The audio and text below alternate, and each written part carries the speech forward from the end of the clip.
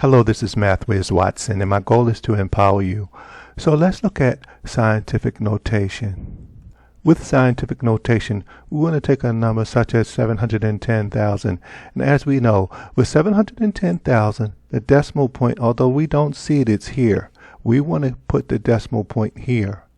So if we do that, we go 7.1 times 10 to the fifth. Now, how did I get that? I took the decimal point 1, 2, 3, 4, 5 places. So that's the same as 7.1 times 10 to the fifth.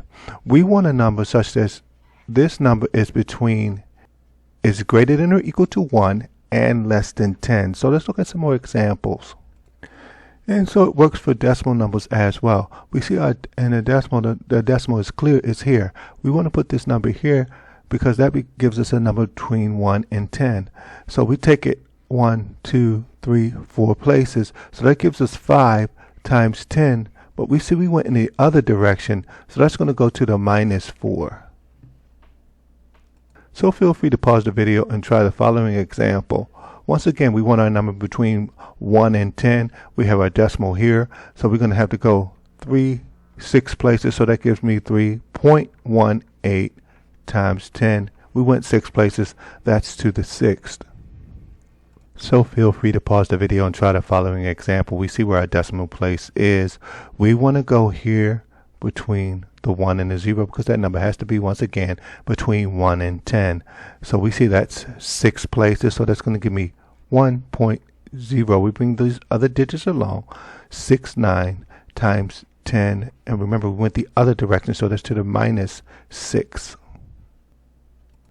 So we can also do this in reverse. We have 9.81 times 10 to the -2. That can be written in what we call standard form, and that is as we started out with before. So we want to take, we see that's -2, so we're going to go to this way, that's 1, add a 0, that's 2, so that gives us 0.0981, and that's in standard form when we want to take it in the reverse direction. So feel free to pause the video and try the following example. This is in scientific notation as 7 times 10 to the -6.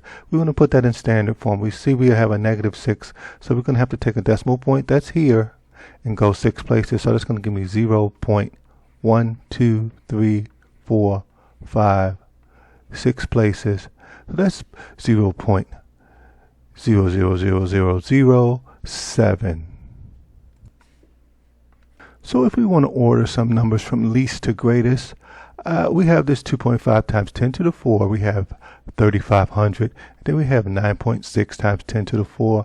I think what the easiest thing to do is to change this until this is in scientific notation.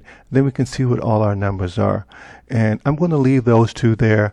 I'm going to see 3,500 as 3.5. I'm going to move my decimal place here to the left 3 places times 10 to the 3. And so I can see the largest number is going to have these 4s. And I can see the largest digit is 9. So this is going to be my first, least to greatest. So that means this is the smallest. So this is 1, 2, and this one is the greatest. So feel free to pause the video and try the following example. I think in this case when I have 9.3 times 10 to the -4, 5.1 times 10 to the -2, and 0.0013, I think it would be easy if I changed these into standard form, and then I can look at it better.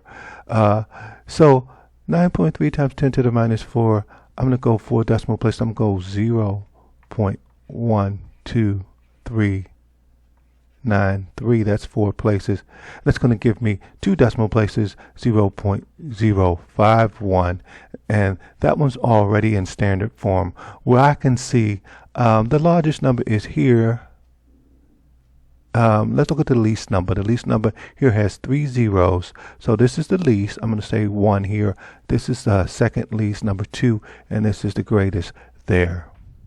Let me double check that. Yes, I see that to be correct. So now for the most important step. The most important step is where you practice, and you practice right away. The sooner you practice a new concept, the greater chances of you understanding it And you definitely don't want to wait days before you practice a new concept. Generally, a couple of hours is as long as you want to wait. One of the secrets that I learned to keep me ahead of the competition is that I'd practice a new concept until I could do a challenge problem without any mistakes. Once you can do a challenge problem without any mistake, you pretty much have mastered the concept. So that's scientific notation. Hopefully this video was helpful to you. Please like, subscribe, share, support.